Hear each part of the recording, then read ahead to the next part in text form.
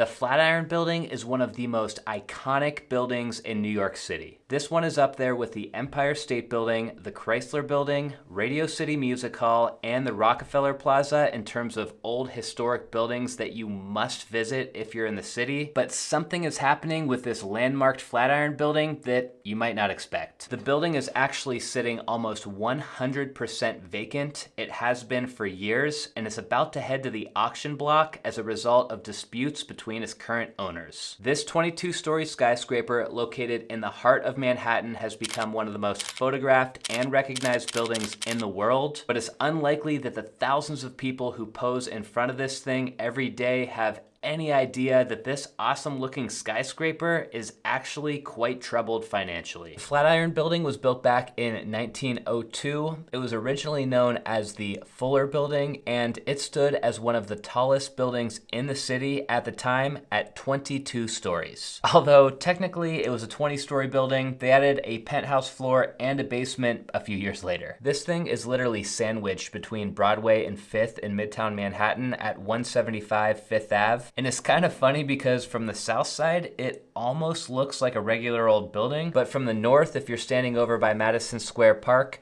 the very unique shape of this structure shows itself loud and clear. The building was designed by Chicago architect Daniel Burnham, who was very well known and respected for his contributions to the development of the modern skyscraper. And from conception, it was built to be used as commercial space. As you might expect, the construction of the Flatiron Building was a challenging task for the engineers and builders of the time. I mean, it was immediately obvious that with a triangular plot of land, a conventional rectangular building would probably not be able to be built here. So Burnham's solution was to design a unique triangular shaped structure that would fit perfectly onto the plot of land. The Flatiron Building was constructed using a steel frame which was covered with white terracotta tiles, which was a design inspired by the Beaux-Arts style of architecture, which was popular at the time and something that Burnham was especially known for. The Flatiron Building was actually one of the first buildings in New York City to use steel frame construction, which made it possible to build these buildings taller and stronger. And the steel frame also allowed the design to have more windows, which was a plus for curb appeal, but also provided a lot more natural light to the interior of the building. Speaking of those interiors, there was some criticism in the beginning that because of the shape of this building, the office space inside was kind of crammed and awkward to furnish. Plus, it also had drafty windows, no central air conditioning, and I can't believe this, but the architects originally actually forgot to include female restrooms. What? Like I said, the Flatiron Building was initially intended to be commercial space, and it ended up being pretty quickly rented out to a bunch of groups like, of course, the Fuller Company, but also a magazine publishing company, an insurance company, and a manufacturing group. In the beginning, the project was a smashing success and kind of bursting at the seams with all of these different kinds of tenants. But in 1959, that started to shift when a company called St. Martin's Press moved in and scooped up a bunch of office space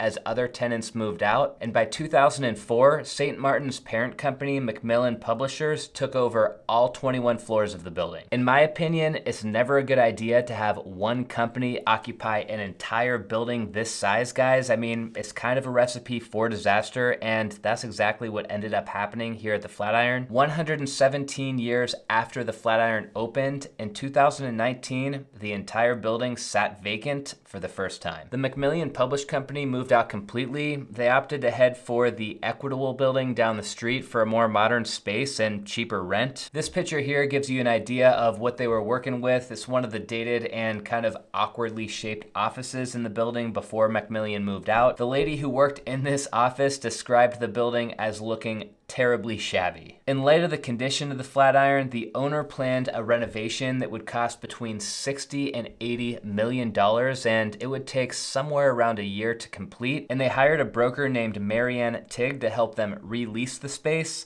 Mary had a goal to find another single tenant because she liked the idea of the Flatiron being associated with a single brand. Well, fast forward to today, and things did not exactly go according to plan. If you live around the Flatiron, you know that the renovation didn't end up taking just 1 year. It's still going on 3 years later, with the exterior still partially covered in scaffolding. And this dragged out renovation is part of what has fueled a huge dispute between the owners, and it's leading the Flatiron building to go to public auction on March 22nd. It's kind of messy what's going on here, but the gist of it is that these three companies, the Sargenti Group, GFP Real Estate, and ABS Real Estate Partners together own 75% of the Flatiron building. Then the remaining 25% is owned by a guy named Nathan Silverstein. With a shared ownership structure like this, the way it works is all of the owners need to come to an agreement on basically every decision that's made with this building. And unfortunately, they can't all agree on what should be happening with the renovations and how they should be getting the building leased up. The majority owners all seem to want to finish the renovations and place a tenant as planned, even though it is taking longer than expected. But Nathan instead is saying that no more upgrades should be done at all. Plus, he proposed to split the Flatiron into separate owners, which is literally impossible due to it being designated historic. Well, Nathan kind of dug his heels into the sand here, which led to a couple of lawsuits being filed. And the resolution, the state Supreme Court says that it's time that the Flatiron building goes to public auction. On March 22nd, 2023,